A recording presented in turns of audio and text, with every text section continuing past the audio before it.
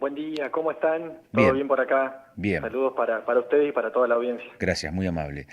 Cuando le llega a las manos un caso de estas características, más allá de que seguramente en la función uno fortalece la piel y se hace un poco inmune a ese tipo de cosas, pero ¿en qué medida esto termina afectando emocionalmente, digamos, al funcionario cuando llega un caso de estas características, Matías? No, no, la verdad impacta, impacta por las edades, digamos, y por el hecho que termina con la vida de una persona, y más esa persona de 13 años de tan corta edad. No, impacta las emociones. Está bien que uno, como dice usted, por la función, lo va dejando de lado para poder trabajar con claridad, ¿no? Pero sí, sí impacta. En el momento del hecho, nosotros esa noche ocurrido estuvimos en el lugar con el fiscal, que es Germán Martín. Yo soy asistente letrado de esta Fiscalía de Delitos Juveniles. Estuvimos en el lugar del hecho, estuvimos trabajando con el Departamento de Seguridad Personal y con la Comisaría de la Niñez, el Departamento de Seguridad que nos prestó colaboración. Y la verdad que impacta porque además en ese momento iba saliendo mucha gente de la fiesta. Esto ocurre en la periferia, en realidad, no en el centro de la fiesta, por eso lo alejo en sí del evento.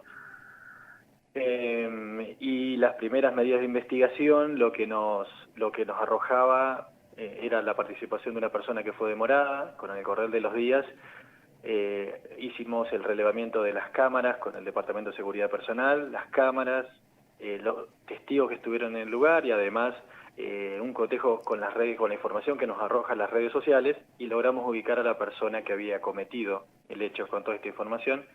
Lo que se concretó su arresto el día jueves con unas medidas de allanamiento a la vivienda donde fue demorado y después arrestado. Se le formularon cargos, y el día viernes, para confirmar toda esa información que ya teníamos, hicimos reconocimientos en rueda de persona donde justamente arrojaron resultados positivos en cuanto a que era el autor, digamos. Entiendo que hay otra persona más que estaba en ese lugar cuando se Sí, produce el sí, sí, crimen.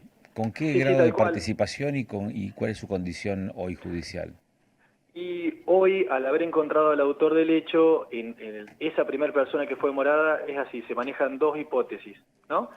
La primera hipótesis que teníamos era que había la víctima, el grupo que estaba con la víctima, había sido atacado y habían discutido, con otro grupo, y ahí se había producido, alguien sacó un cuchillo y le asestó una puñalada, ¿no? Lo habían confundido con una persona, en todos lados salió, una persona de nombre Pierre, que lo llaman y en esa discusión, esa pelea, le asestan una puñalada. Ahí se demora en el lugar a una persona. Pero después las cámaras, el relevamiento de cámaras y los testimonios nos dicen que esta persona no fue el autor. Entonces ahí es cuando se busca a una segunda persona. Esta primera persona fue arrestada en un primer momento. Después, cuando demoramos al autor, estaba cumpliendo arresto domiciliario, pasó a cumplir arresto domiciliario, y en breve recuperará la libertad.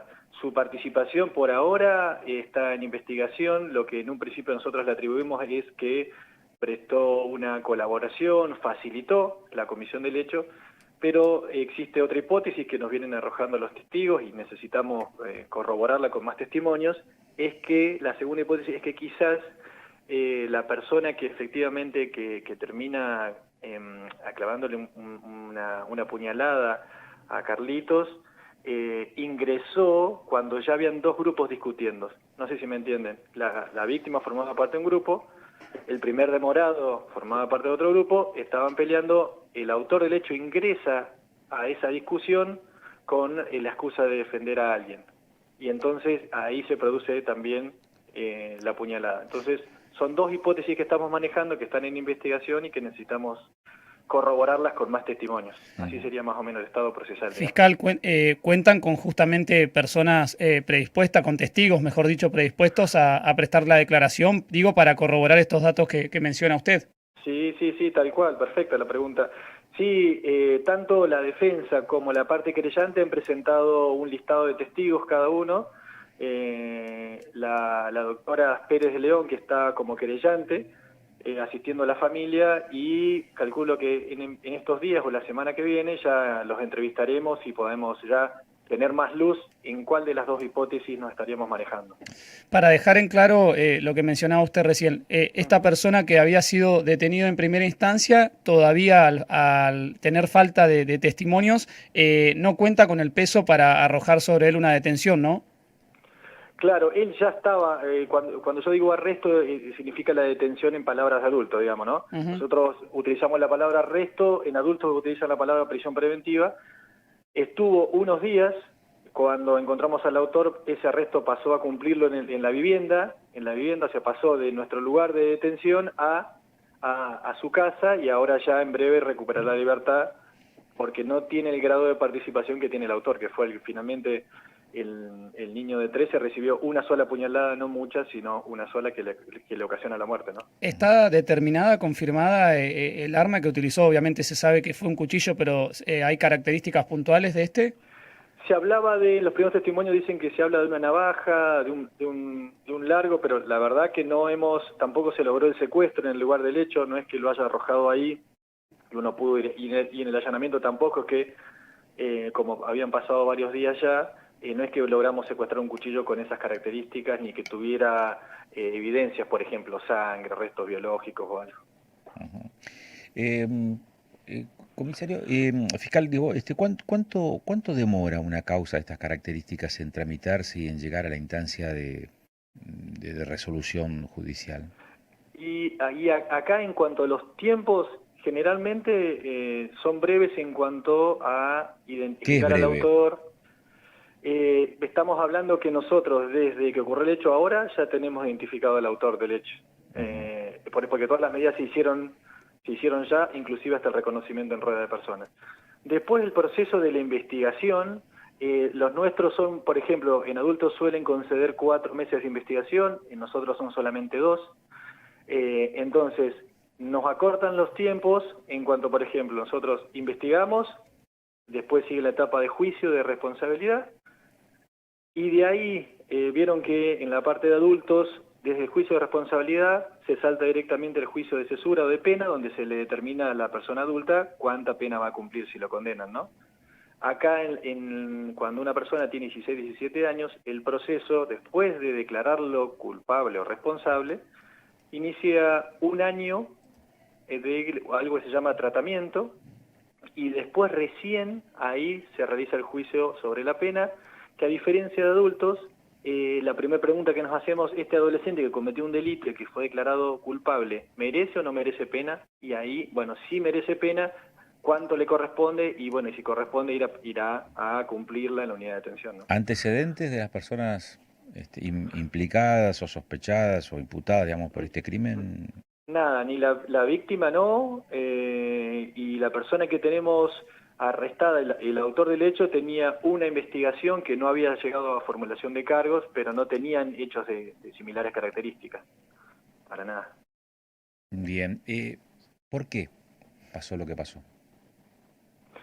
Bueno, acá con las hipótesis que estamos manejando, en un principio era una confusión. Supuestamente piensan que es un tal Pierre, imaginamos nosotros que en esa hipótesis había un conflicto con esta persona, y donde lo encontraron comenzaron a pelear. Y el desenlace del cuchillo. Lo que a nosotros nos sorprende es que a veces, más allá de cualquiera de las dos hipótesis, una persona esté circulando con un cuchillo, ¿no? ¿Qué hacemos con ese cuchillo? ¿Para qué lo llevamos? ¿Qué queremos generar? Entonces, bueno, esa es la pregunta que por ahí nos golpea al ver un adolescente de 13 años que murió en esas circunstancias. ¿Cómo podemos nosotros, y esto lo venimos trabajando de la Fiscalía también, a colaborar con hacer un poco de prevención, de conciencia? ¿Qué hacemos? ¿Qué intentamos cuando andamos con un cuchillo circulando, o si se genera una pelea, cómo gestionamos esas emociones durante una discusión que nos lleva a querer ocasionar la muerte de una persona, ¿no? Uh-huh. Me dice un conocido que nos está escuchando que tiene gente en el lugar del Paseo de la Costa, dice, muchas veces ha encontrado tramontinas tirados en la calle. Como elemento que pudo haber sido el que se utilizó en este caso, o está descartado eso, lo del Tramontina, el cuchillo serrucho, tipo de Sí, no, cocina? acá por el tipo de corte que nos explicaba el médico forense estaba descartado la utilización del Tramontina. Porque bueno, esos son los expertos, digamos, no uno, que yo en la carrera de abogacía uno puede ser idóneo de entender lo que explican, pero después ellos son los que lo evalúan y nos lo dicen, ¿no? Son los peritos. Y ahí se ve descartado, en principio era un cuchillo que tuviera filo y no tipo serrucho. Bien. Eh, ¿cuánto cree que va a demandar, digamos, toda la investigación final y hasta cerrar este caso? Usted hablaba recién de que para los adultos hay un plazo de 4 meses para la instrucción, Ujú. de 2 meses para los menores, o para los chicos que son, que están implicados en este caso. Uno que no es del rubro no entiende por qué, porque la complejidad puede ser la misma, tanto que haya menores como que haya mayores, digamos, como partícipes de un hecho delictivo. Y Perfecto, perfecto esa aclaración. ¿Vio? El hecho en sí, sin pensar en el autor, implica investigación, implica esclarecer determinados puntos que para todo, y las medidas de prueba que se realizan son comunes, es decir, los adultos asesoramiento, nosotros también, pericias de ADN. Acá por eso nosotros lo que tratamos es de acelerar esos procesos, porque claro, como está implicado un imputado adolescente, a nivel internacional ya se nos exige que los plazos sean menos. Menos tiempo de privación de libertad, menos tiempo de afectado al proceso, como que tiene que haber mayor eficiencia para resolver el caso. Entonces eso nos acelera y por eso tratamos de que el caso se esclarezca lo antes posible, ¿no? Fiscal, en caso de avanzar, ¿no? Obviamente esto Sí. en supuesto, pero digo, en caso de avanzar, bueno, la detención confirmada de esta persona, ¿cómo continúa el panorama? Digo, hago referencia porque justamente se presenta en un tema que desarrollamos y que es muy preocupante, que es bajar la imputabilidad de condena a los menores y todo el Sí. cuadro que sucede después, los lugares donde son albergados, esto, o sea, ¿cómo avanza? Nosotros acá, a diferencia de otras provincias, no es que tenemos hogares donde los mantenemos en prisión hasta que se realiza el juicio. En condiciones generales, tenemos la ley 2302, en el artículo 67, nos autoriza un arresto máximo de 30 días. No puede estar más tiempo privado de la libertad. Entonces, Es decir que este joven vuelve a estar en libertad luego de 30 días. claro, exactamente. Nosotros ahora, por ahora, el juez nos dio 15, eventualmente cuando se venza y si corresponde pediremos más, pero estamos trabajando con la parte querellante para ver que, por ejemplo, después se trabaje sobre medidas de restricción de acercamiento, bueno, mantenerlos si existe algún tipo de amenaza, estar alerta para ver si eso va a afectar al proceso, se lo puede privar de libertad, pero no mucho tiempo tampoco.